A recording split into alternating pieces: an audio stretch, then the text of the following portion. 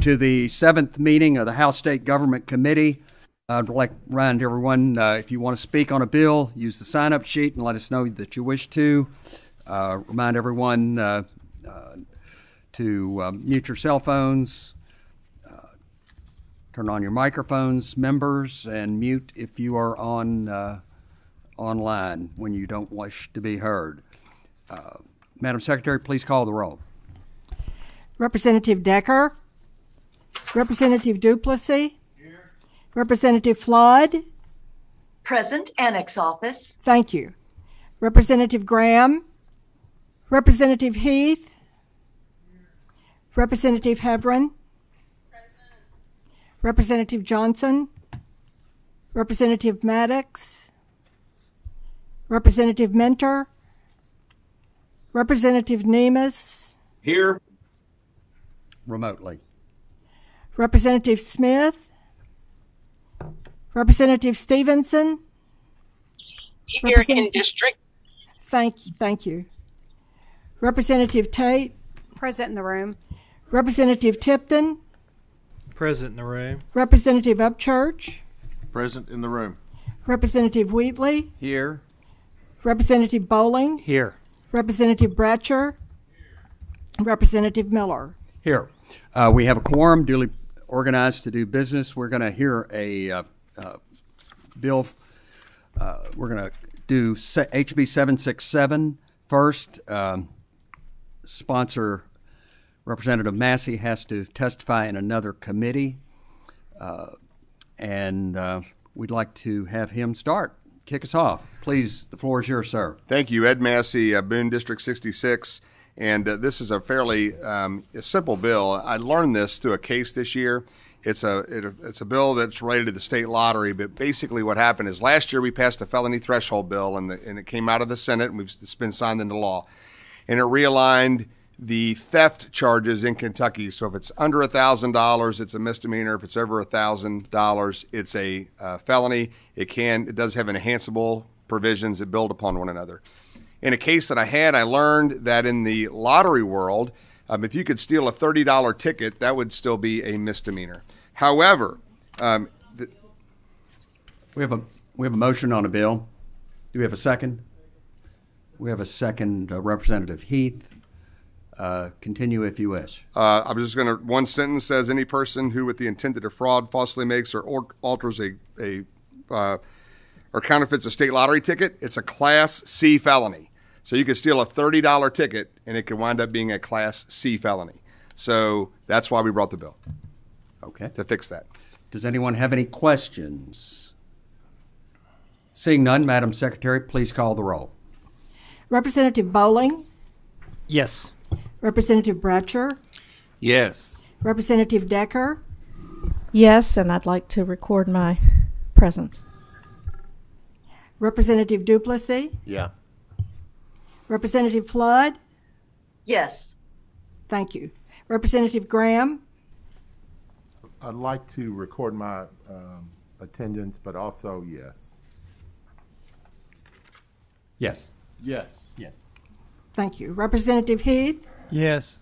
Representative Heverin. Yes. Representative Johnson. Representative Maddox. Representative Maddox. Representative Mentor. Representative Nemes. Yes. Representative Smith.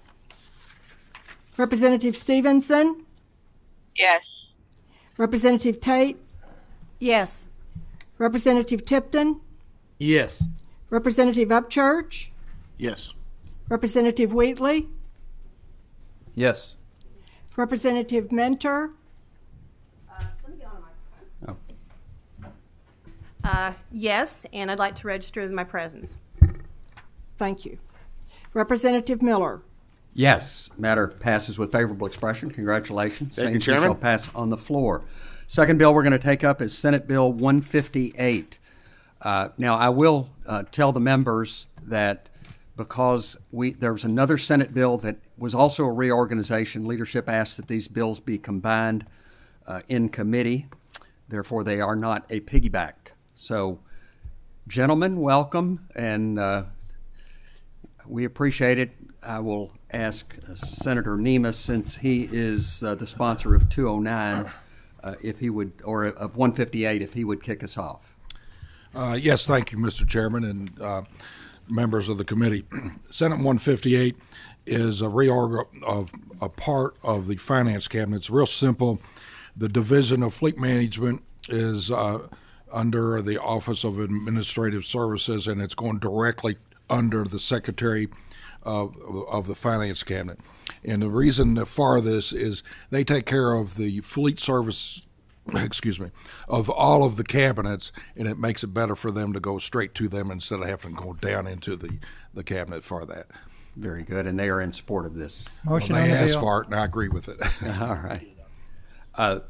I have a motion on the bill and a second. I'm going to ask Senator Meredith if he would talk about his contribution to this bill. Thank you, Mr. Chair.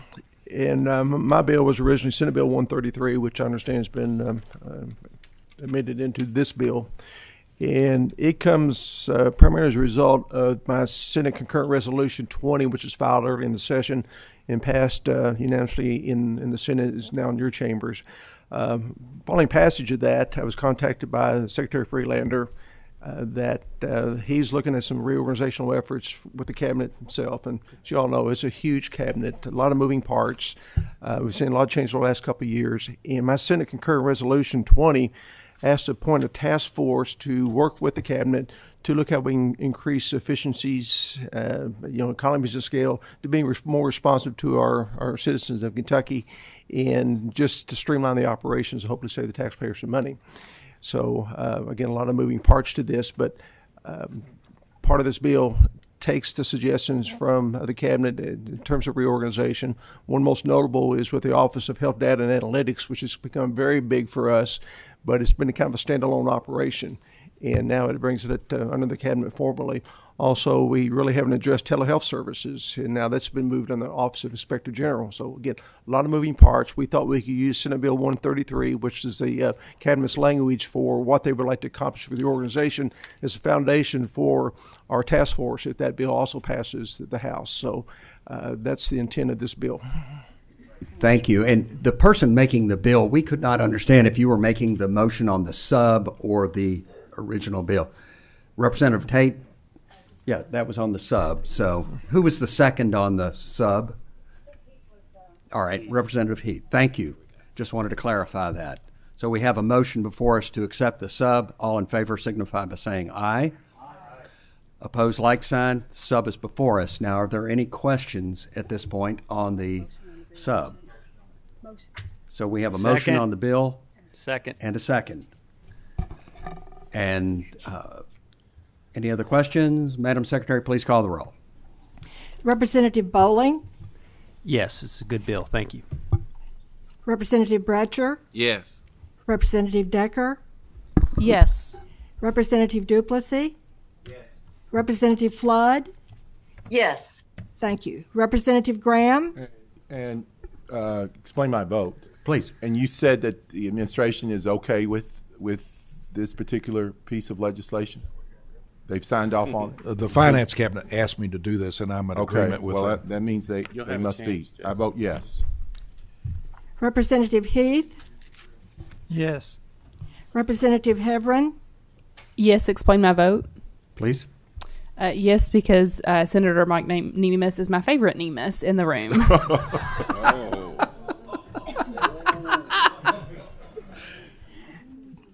Representative Johnson, Representative Maddox, Yes. She said yes.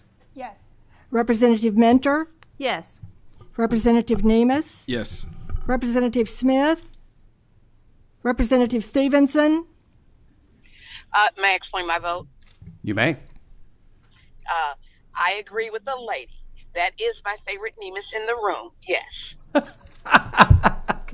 thank you. Wow. Representative Tate, Yes. Representative Tipton,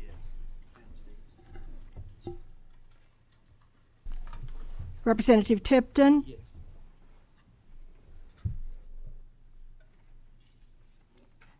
Representative Upchurch, Yes, even though I'm kind of Representative Wheatley, crossfire.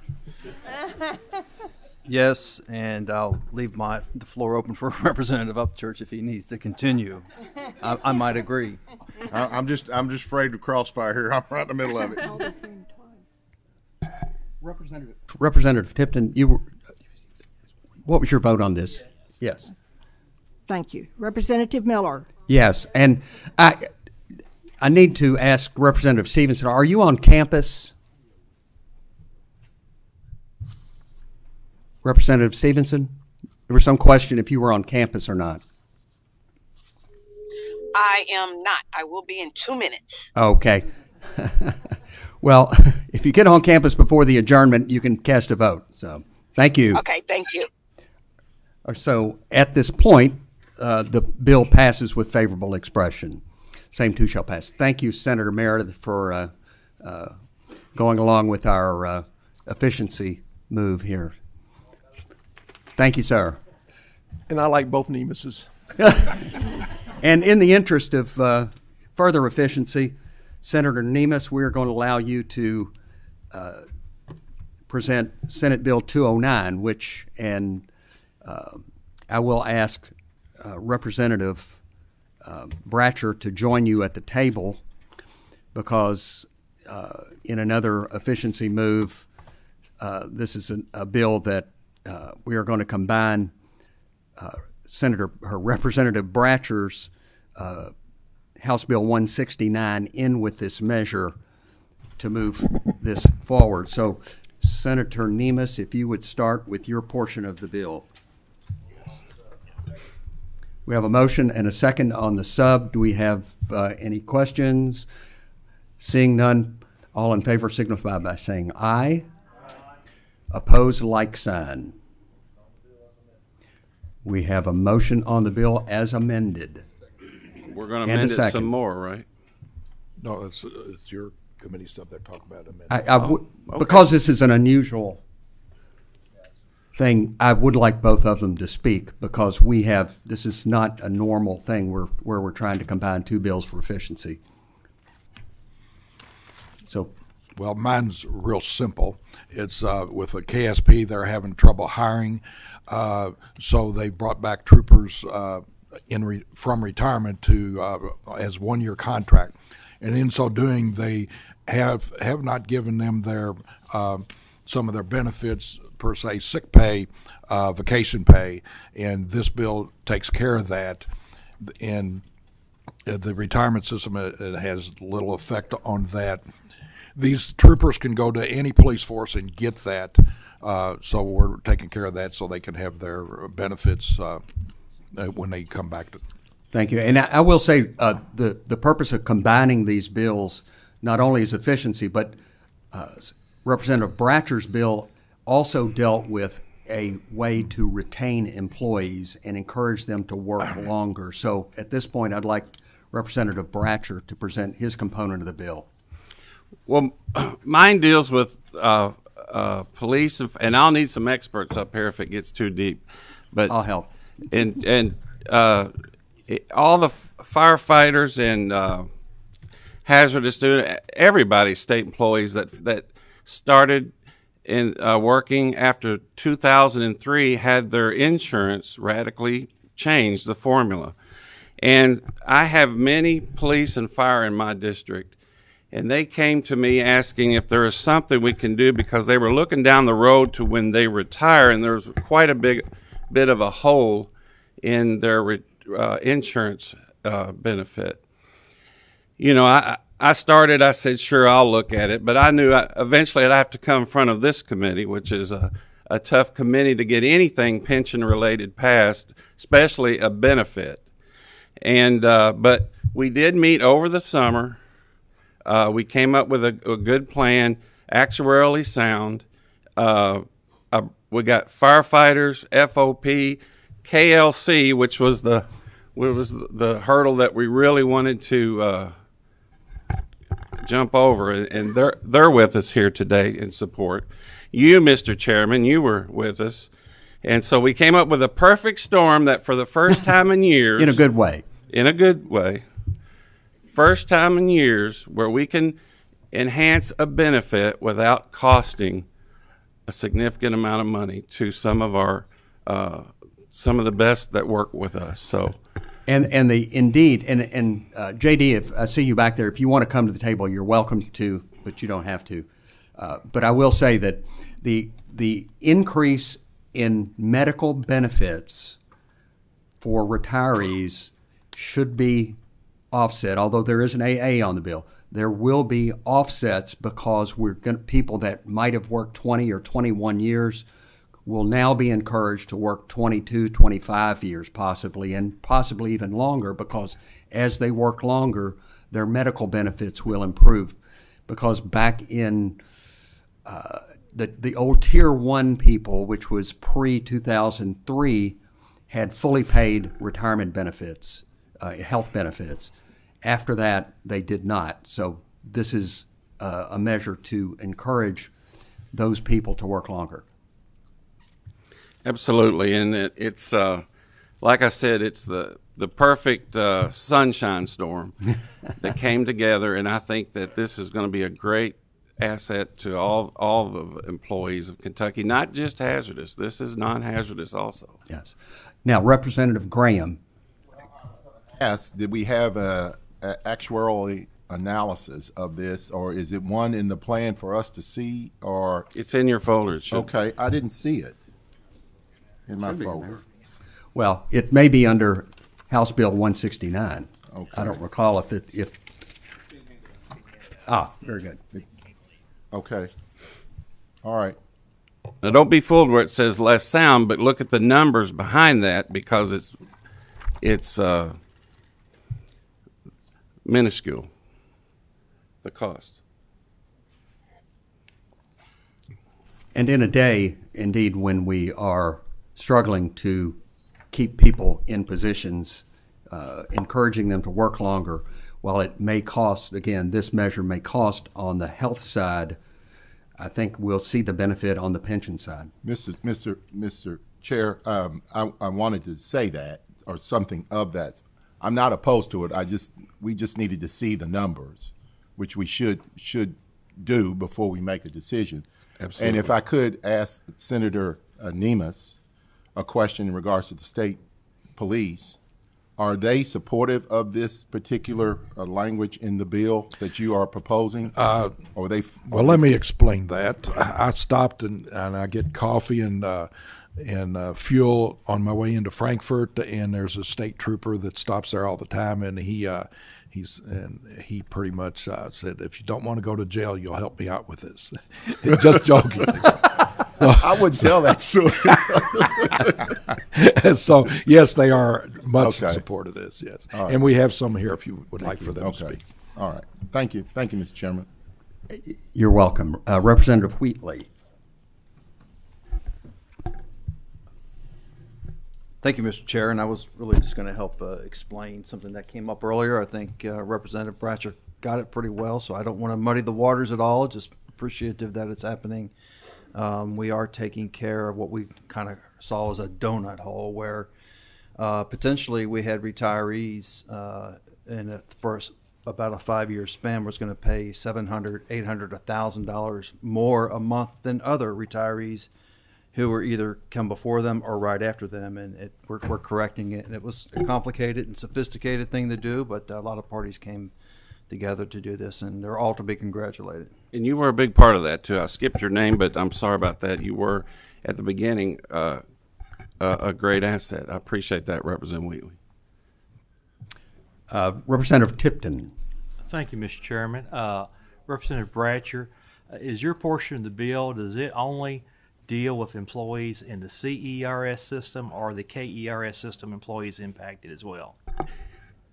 State police too. And state police. And if I have a follow-up, reading in your bill, it's my understanding that the benefit would only be affected if that system's health plan is funded at 90%.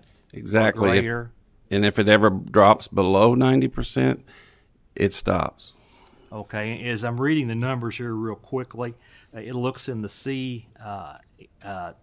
the C9, I'm looking at the C9 has. I haven't got through all of them. So I guess my question is, do we know where the systems are on their level of funding now? Yes. And when they might be projected to be able to offer this benefit? There is. Do you want to?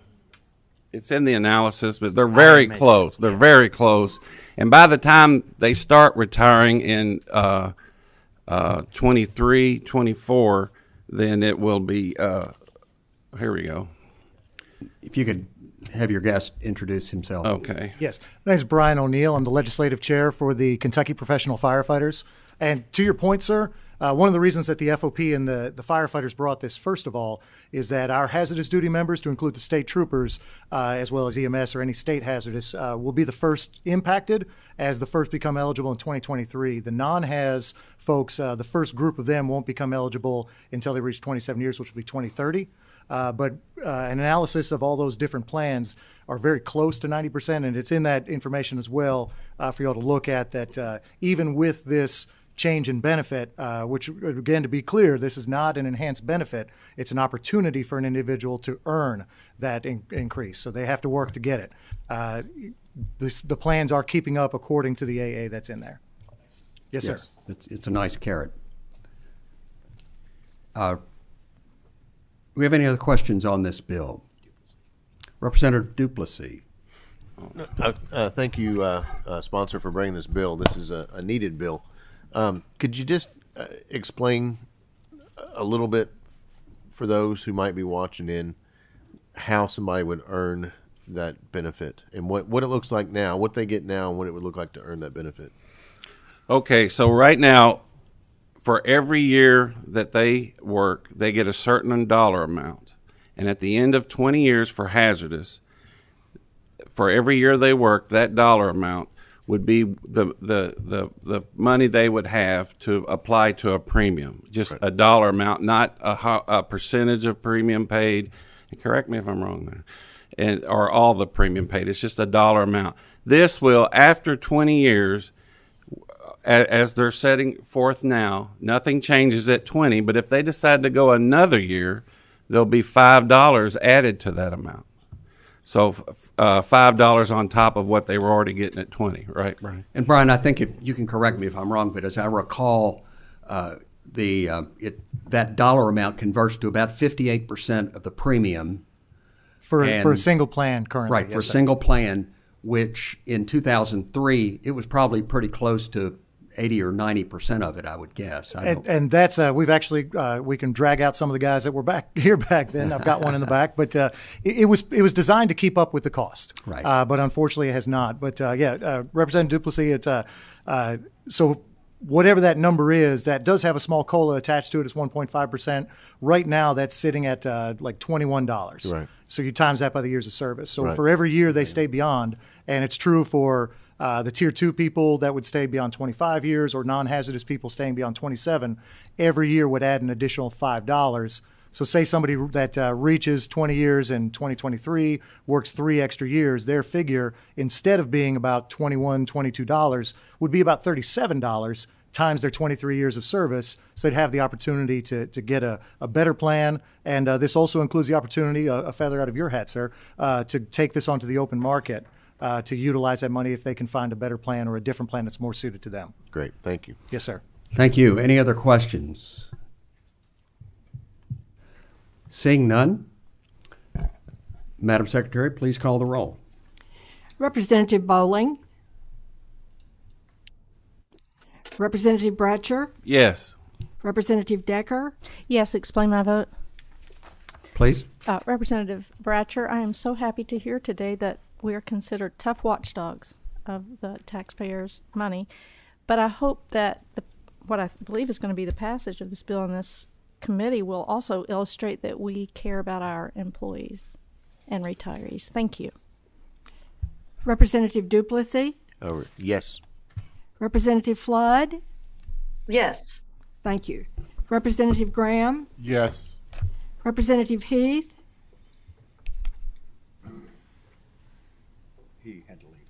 Representative Heverin. Yes. Representative Johnson. Yes. Representative Maddox. Yes. Representative Mentor. Yes. Representative Nemes, Yes. Representative Smith, Representative Stevenson, Yes, and in the room. And would you like to go ahead and place votes for on the other bills that you missed? Thank you. Thank you, Chairman. Yes, yes, and yes for the 3 bills. Thank you, ma'am. Representative Tate, Yes. Representative Tipton, Yes. Representative Upchurch, Yes. Representative Wheatley, Yes. Representative Miller. Yes, matter passes with favorable expression. Is there a motion on the title amendment? Second. We have a motion and a second on title amendment. All in favor of accepting the title amendment, signify by saying aye. Aye. Opposed, like sign. Title amendment has passed. Thank you, gentlemen. Thank you, Mr. Chairman. Very much. members. And Senator Nemes, thank you for allowing your bill to be a mule there. Thank you. At this time, we're going to have a first-time presenter to our committee, Senator Douglas. Please come to the table. Senator Douglas has a resolution to present to us. And again, welcome to your first time to House State Government Committee, sir. Thank you, Mr. Chairman. Good afternoon, Mr. Chairman, and good afternoon to this committee. I am Senator Donald Douglas, District 22. I represent Jessamine County, Garrett County, and part of Fayette County. And unfortunately, redistricting took 2 other counties away from me. Made me want to cry. I bring a joint resolution, Senate Joint Resolution 150, in here today. This resolution terminates the emergency order regarding the SARS-CoV virus in declaring an emergency. The termination date was set for March 7, and here we are today. This is approximately 2 years from the original installation of the emergency, which was March 6, 2020. I remember that, Mr. Chairman, because that was, in fact, my birth date.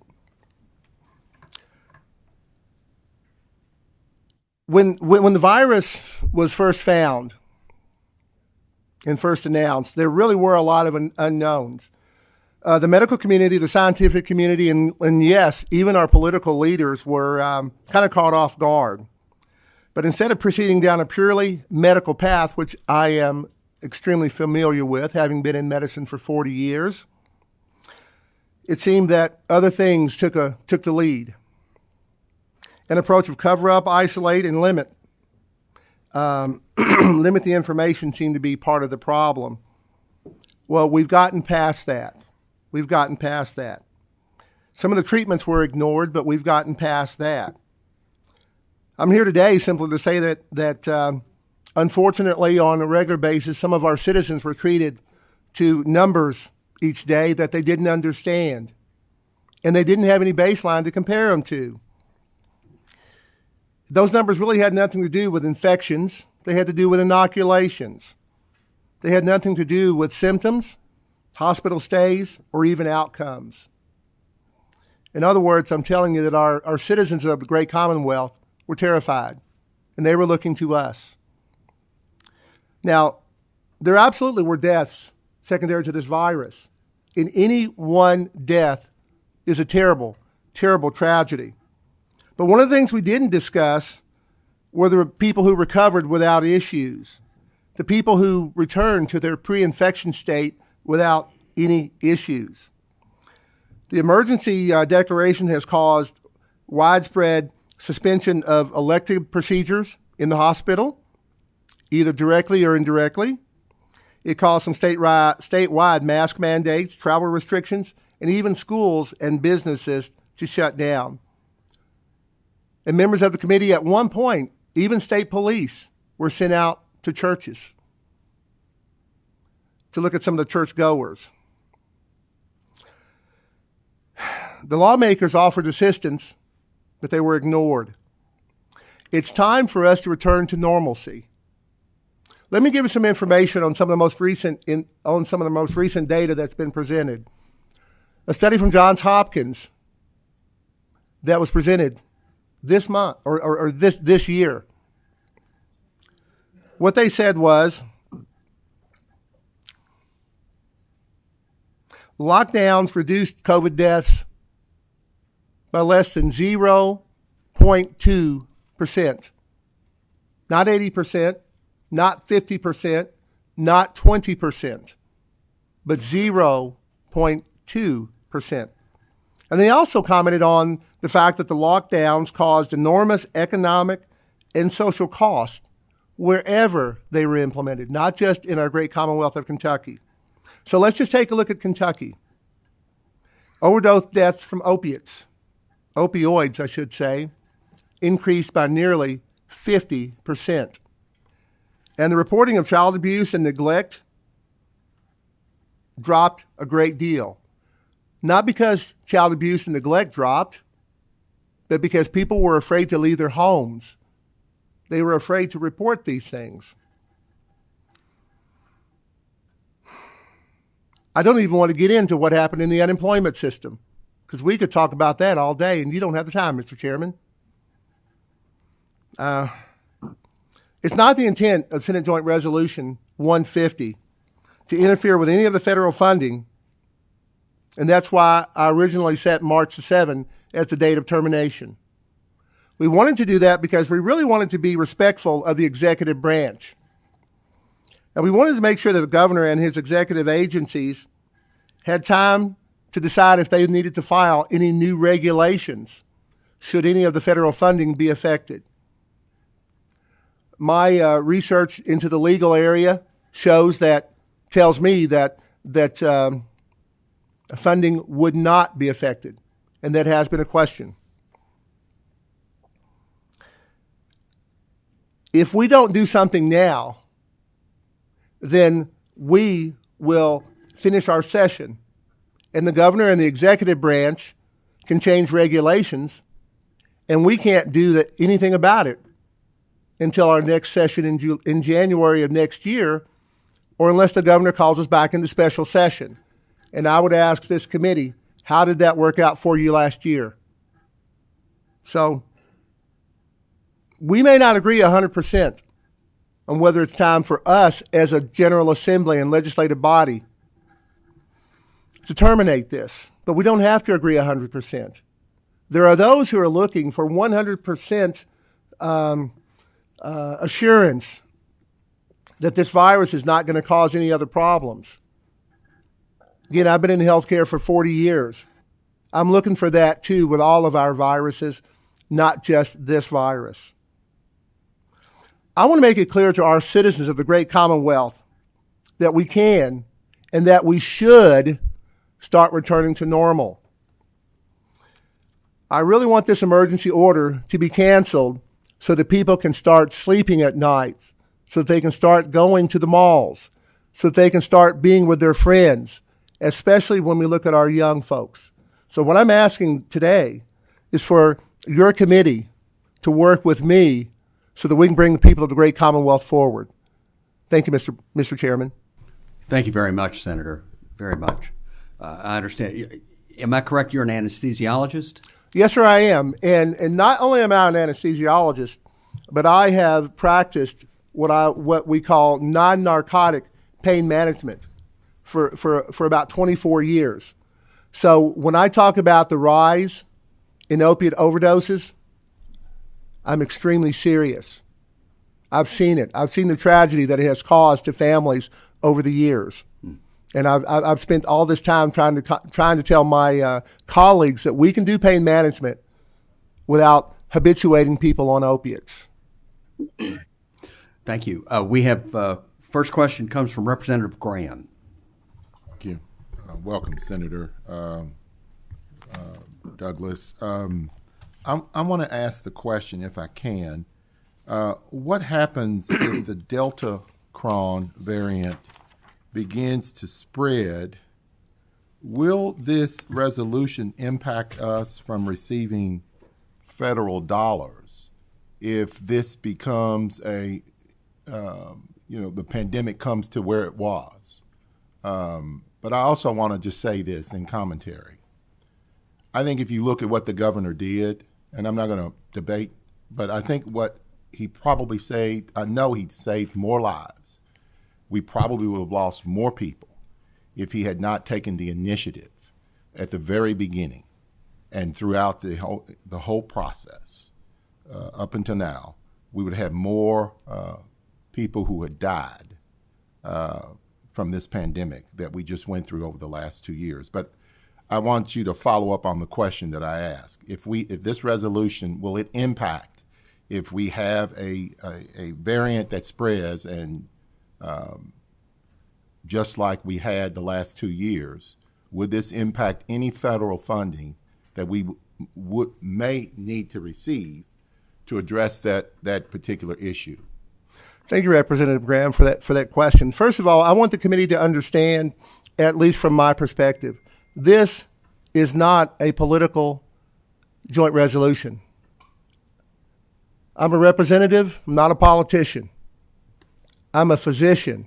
I'm looking at this from a purely medical standpoint. Now, in response to your question, one of the reasons we need to move on this quickly is that if the governor discovers that this is going to affect federal funding, he can change the things that need to be changed. And then we can address how he changes it. My legal people that I've spoken with tell me that this will not affect the federal funding. But should it do so, we have the ability to come back, and should it do so, and some regulations are changed, that will give us as a General Assembly an opportunity to come back and readdress those particular issues in a way that we can restore the federal funding. All right. Are you certain that that is the case? Because if we do this and we go on record as saying that this is no longer in place, then we could really lose that federal funding. I believe that. It's just for us to take this measure right now, I think it's irresponsible on our part. Thank you, Mr. Chair. Thank you. Representative Flood. Thank you, Chairman. Thank you, Senator.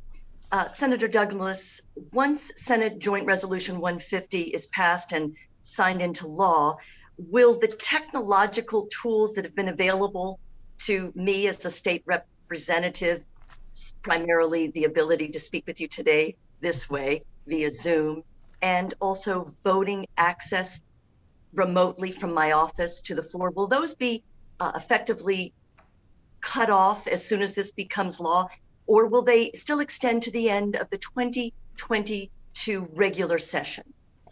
Well, Representative, as you know, those have already been available. That has nothing to do with the emergency clause. We have representatives and we have senators who sometimes cannot be present in the chamber. And so there are things that we sometimes are concerned about.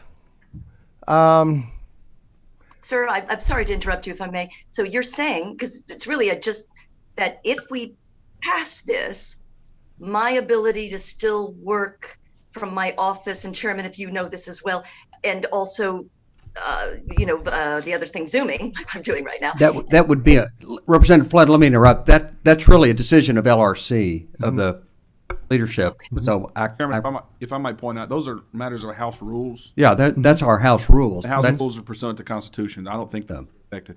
Yeah, I think we're good. That is so helpful for me to hear. I want to say, and may I just now comment briefly on this legislation, sir? Thank you, sir.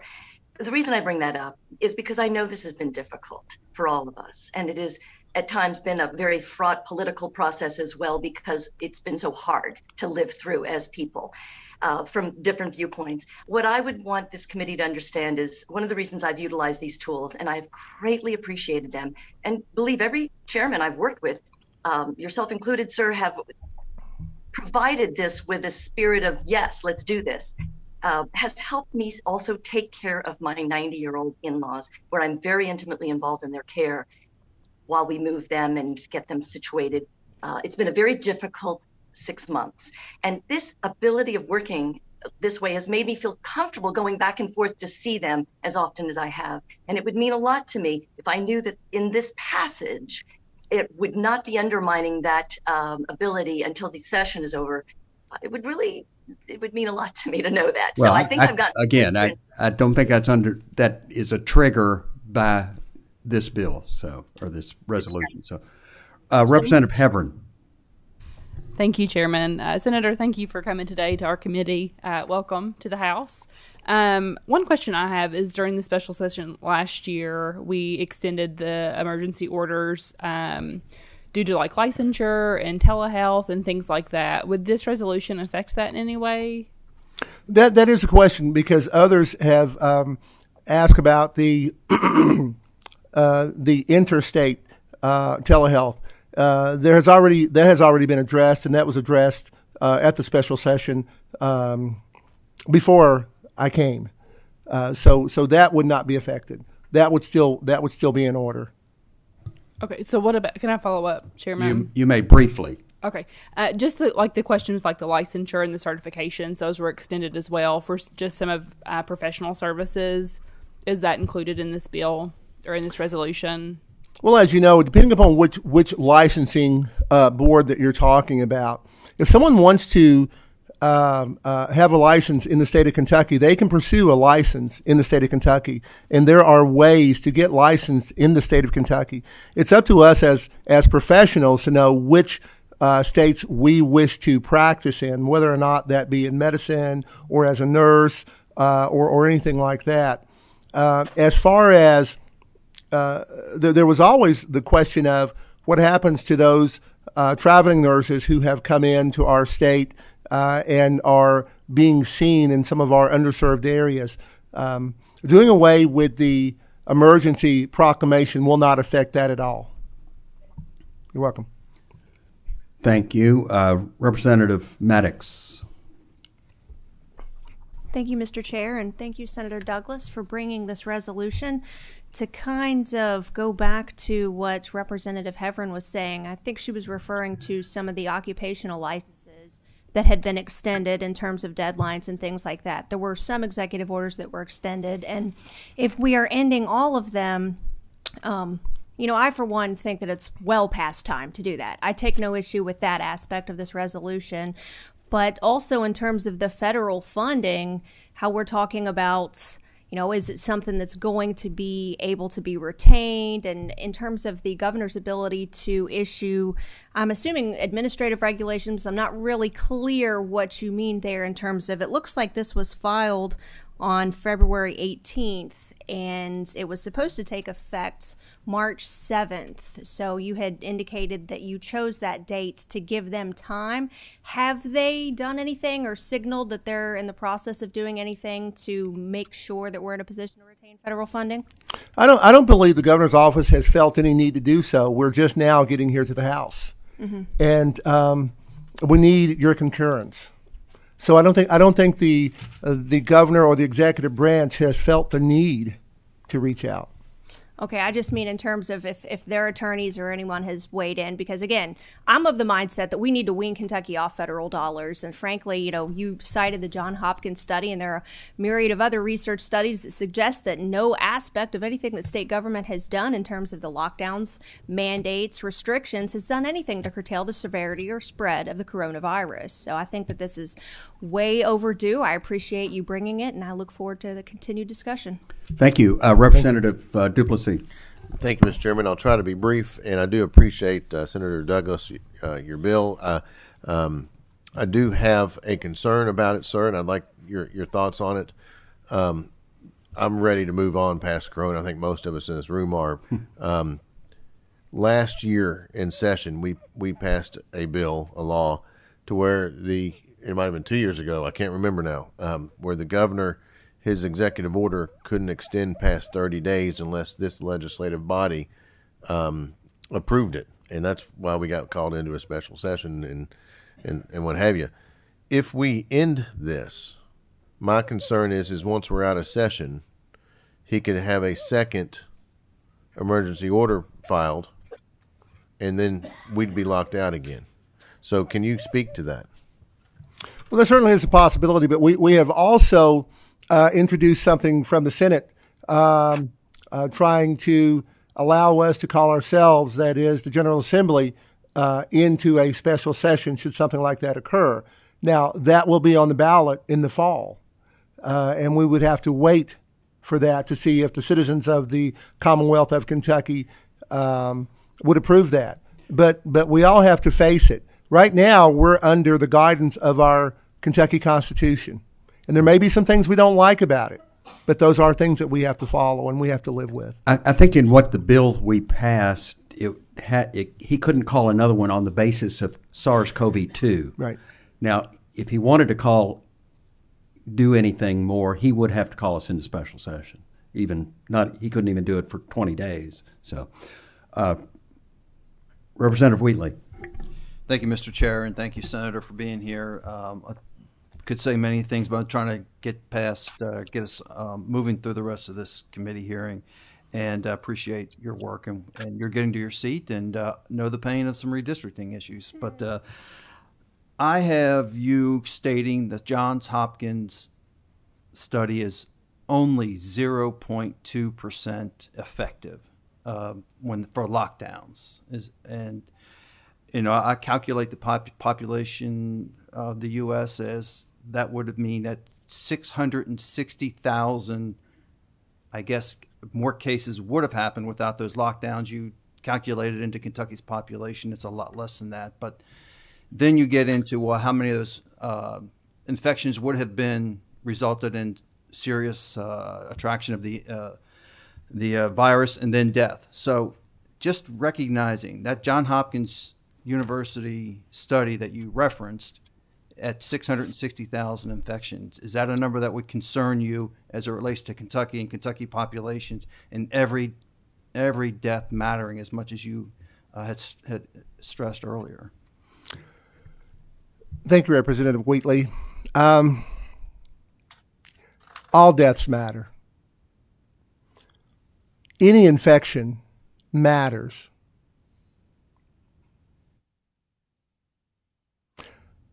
Let's take a look at a couple of things, and I hope this sort of addresses what it is that you're asking me. The positivity rate when I first was moving this bill was 12.16. The positivity rate now is 6.04. The positivity rate is going down. So the rate of inoculation, which is what the positivity rate tells us, it doesn't tell us the rate of infection. In order to have an infection, you have to have an organism that produces enough particles that adversely affects a body's system. That is an infection. Simply having an inoculation doesn't produce infection, and simply having an inoculation doesn't produce symptoms. So I think we have to be very, very careful when we look at some of the numbers. What Johns Hopkins did is they didn't perform the study. What they did is they looked at 24 different studies across the country, data collected by other institutions. And then they used 3 different criteria to standardize those studies, which is extremely important. And these are the conclusions that they came to. Thank you for that. And with some of the work, I'm very familiar with these type of studies. Integrative reviews, in essence, is what they did at Johns Hopkins. And just looking at the risk values related to there being that many potentially saved infections, that does have an effect. In my opinion, it does have an effect. And I have additional questions, but that's it for now. Thank you, sir. Bless you. Representative Decker. Yes, thank you, Mr. Chairman, and thank you, Senator Douglas. I find this resolution to be both courageous and at the same time a very simple act that elevates medical science, common sense, and liberty over government overreach. think government always must balance liberty and security, but liberty cannot be an afterthought. And I applaud you for this. I thank you for this, and I hope that this body will vote yes. Thank you. Representative Stevenson. I have a question. Go ahead. Is the emergency order currently scheduled to end in April? It is currently scheduled to end on April 14th. So between March the 10th and April the 14th, we're willing to risk all the unknowns just for a 30-day? Because when I go outside, I don't see lockdown. I see people having parties in the parks. I see people living their lives. I took someone for an elective surgery last week. So I'm trying to understand why we're willing to risk our ability to not respond quickly if there is some loss of federal funds, because we can't respond quickly, rather than just wait the 30 days out. It seems to me like people are moving forward now. So what do we get from removing this just for 30 days? Thank you, Representative Stevens. What we get is the ability of our General Assembly to serve the people who elected us. If we wait until April the 14th, we will be moving shortly out of session. The General Assembly will have absolutely no ability to affect anything that the governor does. So what we get by doing it now and not waiting until April 14th is that we have, as a General Assembly, an opportunity to be representatives for the people who have elected us in the Commonwealth. Exactly. And like the people that elected the governor to be the chief executive officer, the General Assembly has capped his ability by saying you can no longer do emergency orders on COVID-19 unless you come to us. So isn't that a precaution that he won't do it? Because we told him he couldn't do it. Is that a question? Yes. Please rephrase your question. There was a lot of other information in there, so please rephrase your question. Haven't we already put guardrails in so that the governor won't do what you don't want him to do, number one? And two, are you willing to risk federal funding just for the lack of 30 days when you've already got him boxed in? With all due respect, Representative, I would ask that you not to make this personal. This is not personal. Of course not. Ma'am, do I get to talk, or would you like to talk? I let am me know. talking. Okay, you let me know when you're finished. I'm not. And Mr. Chair, I will be happy to answer the question when allowed. Could you succinctly state what you would like? I've stated it twice, and I've asked the senator to just answer the question. Sir, are you willing to jeopardize the funding coming into this state for want of 30 days, even though we've already told the governor what he can do that will prohibit him from doing another emergency order on COVID-19? Representative, I don't think we're jeopardizing the funding. So you and I are looking at this differently. Yes, we are. Thank you. Representative Minter, you have the last word. Okay, I'll try to make it worth it. You had mentioned that you did not know if we were risking federal funding or not, but have you seen the numbers that were sent to all of us by Dustin Pugel from KSEP this morning about SNAP benefits and emergency allotments? No, ma'am. Okay. It has a county-by-county breakdown. It actually will, if this body moves this forward to the House today and this passes, then this will impact federal funds as far as SNAP funds for food insecurity. And in particular, the emergency allotments would continue through April, but we would not be eligible for allotments from May to November and for May to September, and for Warren County, which is already struggling with food insecurity issues because of the tornado, we would lose $7.7 million in SNAP benefits, and that also goes directly to grocery stores. So that's something that goes directly to your local businesses. And that's just one example. There may be others, but I'm not sure why we need to do something to make a larger point to tell the governor that he can or can't do something when there can be really tangible damage to people in my district are not asking me to limit the power of the governor. In fact, they want as much money as they can get for tornado relief right now, for food insecurity and help to build back. So again, this is one tangible example of something that will happen to everyone's district. Point of order, Mr. Chairman. Representative Nemes, raise your point. My friend, the lady from Warren, said that we all received this information. I've checked with people over here. I have no idea what she's referring to. I find it interesting that the last question of the day that it's already passed the Senate and it comes to the House, then we have new information that all of a sudden we're going to lose all this federal funding. When we've asked this, I remember asking this question over the interim of the governor's administration, and we didn't receive the information. I find it curious we get it today, and it's referred to as if we all received it. I haven't received it, neither has anyone over here. So could we have that information forwarded to us? Representative, my apologies, it is addressed to members of the House of Representatives. I am not sure how to get that to everyone, but I'd be delighted to do so.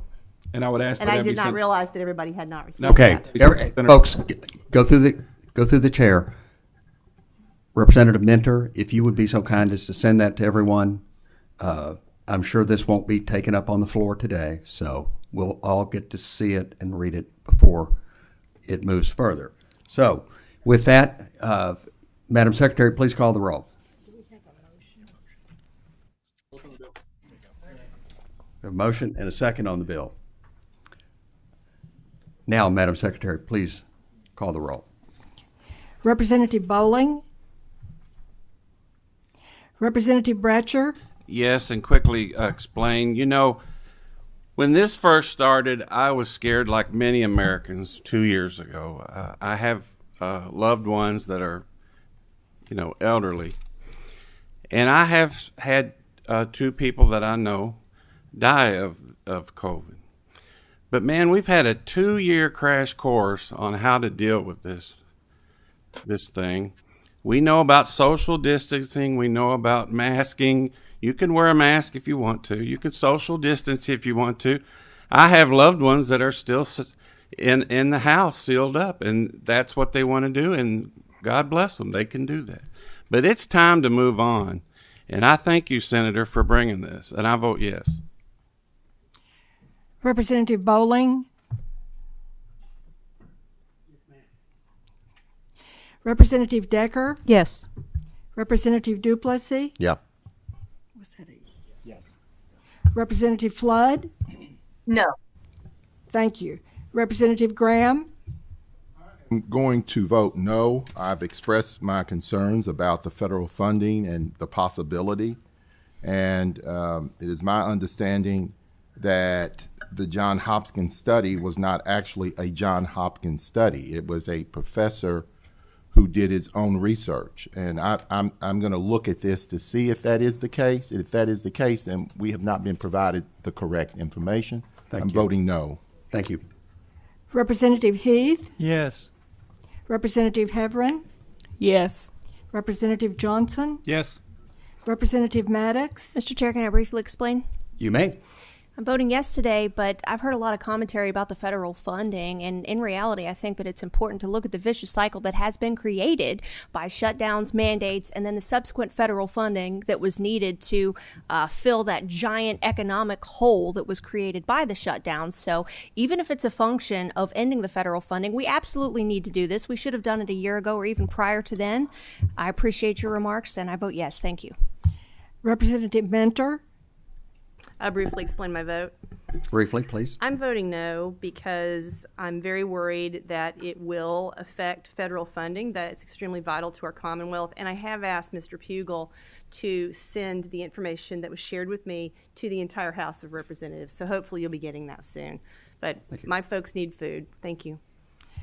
Representative Nemes, Yes. Representative Smith, Representative Stevenson, No. Representative Tate, Yes. Representative Tipton, Yes. Representative Upchurch, Yes. Representative Wheatley, No. Representative Miller. Yes, matter passes with favorable expression. Same two shall pass on the floor. Thank you, Senator. Thank you, Madam Mr. Chairman. Thank you, committee. We have one final item before us. Mr. Chair. Could I record a yes vote on Senate Bill 209? Yes. Representative Boland. Thank you. And Representative Pratt, you are the cleanup hitter here.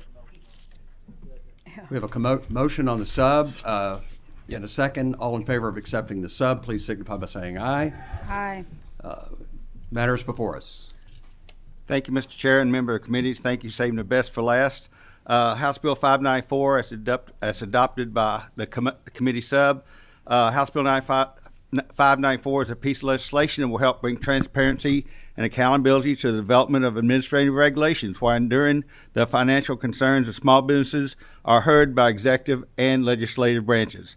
For too long, no matter if it's been a Republican or a Democrat administration in the governor's office, regulated entities have no process for administrative bodies to truly consider the economic impact proposed regulations may have on their businesses or local governments.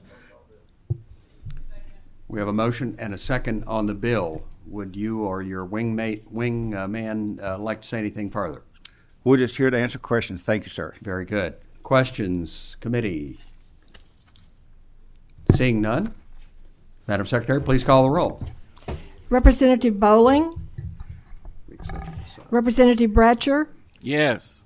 Representative Decker. Yes. Representative Duplessis. Yes. Representative Flood. Representative Flood. Representative Graham. Representative Heath. Yes. Representative Heverin. Yes. Representative Johnson. Yes. Representative Bowling. Representative Maddox. Yes. Representative Mentor. Pass. Representative Nemus. Yes. Representative Smith. Representative Stevenson. Representative Tate. Yes. Representative Tipton. Yes. Representative Upchurch. Yes. Representative Wheatley. Pass. Is that a pass? Pass. Representative Miller. Yes. Matter passes with favorable expression. Same too shall pass on the floor. Congratulations. And Mr. Chairman, Mr. Chairman, all the small businesses in Kentucky, thank you, sir. We have a title amendment. Do I have a Yes, motion please. on the title amendment? In a second. All in favor of saying aye. Opposed, like sign. Thank you. We are adjourned.